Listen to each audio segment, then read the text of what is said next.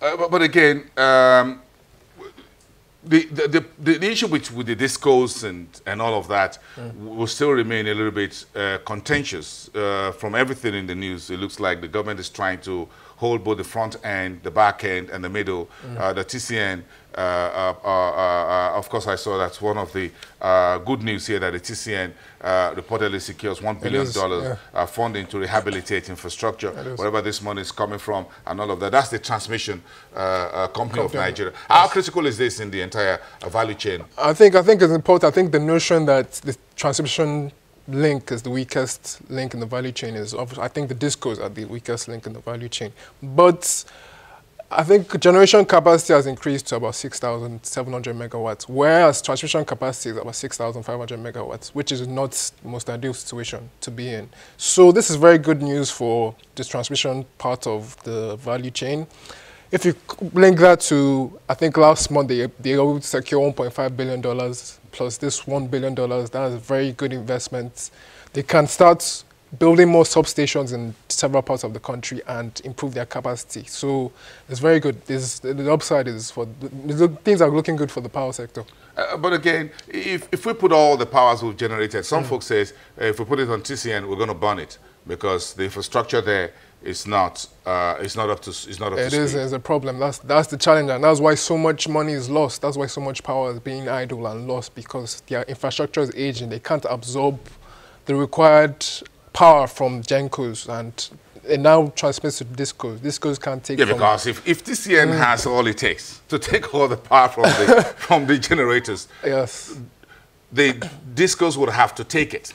Yes. Someone's got to pay for it. Yes, and I think that's the underlying issue in the power sector, liquidity. There's no liquidity. I think the reason why we can criticize discos from now to December, but the reality is that discos don't have money. They have, and from what I know, banks are not ready to provide credit facilities to the power sector. So the discos have to use their money, the money they have, efficiently.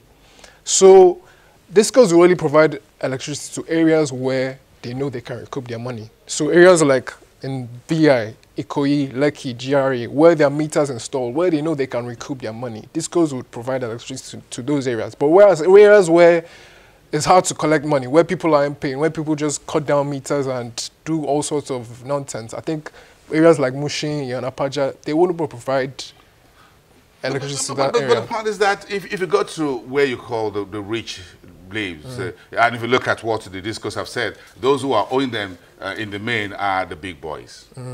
So I may have to punch that a little bit because it looks like we're both guilty on both sides. Yes, the folks who are in some of these high density areas or populated areas may feel, well, if my neighbor does have electricity and I haven't paid my bill, I might just use the night to take a cable through the back door. But again, you find the big folks and firms also not paying because, well, they know the managing director of the power companies and perhaps they're in the same club together. That's actually correct. And of course, so you have the discos saying that they have there's a debt that is close to 100 billion on paid bills. That's huge. That is big, and if the total financing shortfall in the power sector, I read recently, was about 1 trillion naira. That is a huge amount. So we have a long way to go. If we increase tariff and let it be cost reflective, whether to the poor or to the rich, everyone would have to pay. That is so, everybody. That's a fact. That is one long-term, medium to long-term solution, providing cost-reflective tariffs. Yes. But the government is now saying we want to have special power supplies to the area market, to the Kano market, and the printing center around Shomolu in Lagos. Do you think this is a very good one? It's excellent, excellent. These areas need, especially when the price of diesel is increasing, when it's 180 now. So in order not to rely on expensive sources of electricity, I think they need stable electricity. Yes, so it's a very good initiative, very good.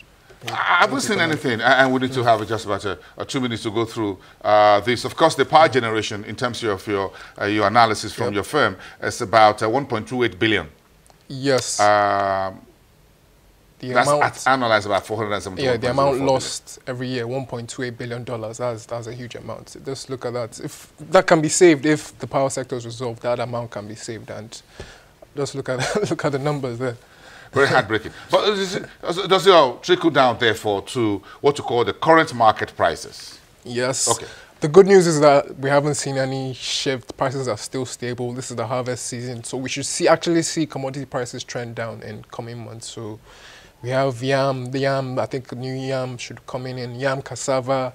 We should actually see those commodity prices come down. But for products needing electricity, for example, you need refrigeration, you need a few things like that. So you need to store them in terms of storage. That's correct. So you need electricity, and that will impact on some of the goods that are consumables like soft drinks, like alcoholic, like bread, like that's correct. And things like that. That's correct. Spaghetti and what have you. Those ones need electricity in terms of preservation. Yes, that's true. That's true. That's true. So if we have stable power supply, all these producers wouldn't have to suffer wastage. They'll be able to store their products, and it'll be good all in all for the commodities. And commodity prices should trend lower in the near term.